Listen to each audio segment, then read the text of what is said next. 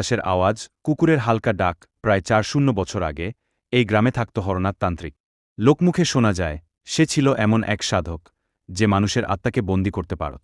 সে গ্রামে এক বিধবা নারী গৌরীর প্রেমে পড়ে যায়, কিন্তু গৌরী তাকে প্রত্যাখ্যান করে। অপমানের প্রতিশোধ নিতে হরনাথ এক অন্ধকার রাতে গৌরীর আত্মাকে বলি দেওয়ার চেষ্টা করে। যজ্ঞ অসম্পূর্ণ অবস্থায় থেমে যায়। সেই রাতের পর থেকে জানমানা গ্রামে কেউ রাতে বাইরে বের হয় না। প্রতি পূর্ণিমায় বাতাসে ভেসে আসে নারীর আর্তচিৎকার, হরা, থামো। যে কেউ কৌতূহলবশত বাইরে বের হয়, পরের দিন তাকে পাওয়া যায় মৃত, চোখ খোলা, কিন্তু দৃষ্টিহীন, যেন কিছু ভয়ঙ্কর দেখেছিল সে। সেই রাতের পর থেকে জামনা গ্রামে কেউ রাতে বাইরে বের হয় না। প্রতি পূর্ণিমায় বাতাসে ভেসে আসে নারীর আর্তচিৎকার, হরা, থামো। যে কেউ কৌতূহলবশত বাইরে বের হয়, পরের দিন তাকে পাওয়া যায় মৃত, চোখ খোলা, কিন্তু দৃষ্টিহীন, যেন কিছু ভয়ঙ্কর দেখেছিল সে। ১-২-০০ সাউন্ড, ক্যামেরার ক্লিক, রেকর্ডিং টোন। বছর কয়েক আগে কলকাতা থেকে ৩ জন বন্ধুর একটা টিম আসে, রাহুল, প্রণব আর দীপা। তারা ইউটিউব চ্যানেল চালায়, গোস্ট রিয়েলিটি জোন। তাদের লক্ষ্য ছিল প্রমাণ করা যে অভিশপ্ত গ্রাম বলে কিছু নেই।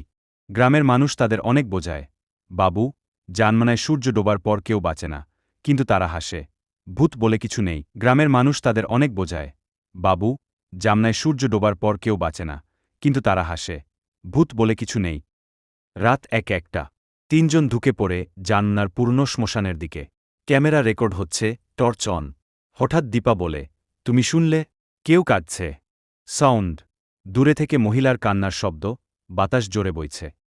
রাত ১-১টা, ৩ জন ঢুকে পড়ে জামনার পুরনো শ্মশানের দিকে। ক্যামেরা রেকর্ড হচ্ছে, টর্চ অন। হঠাৎ দীপা বলে, তুমি শুনলে? কেউ কাঁদছে।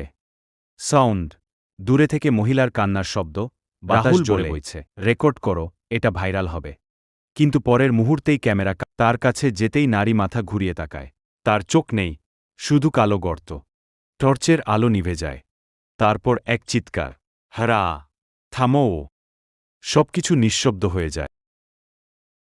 ২ দিন পর গ্রামের বাইরে ধানক্ষেতে মেলে প্রণবের দেহ।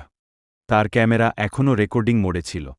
ভিডিওতে দেখা যায় রাহুল চিৎকার করছে, ওটা মানুষ না, দীপা, দৌড়াও। তারপর ভিডিও ঝাপসা হয়ে যায়।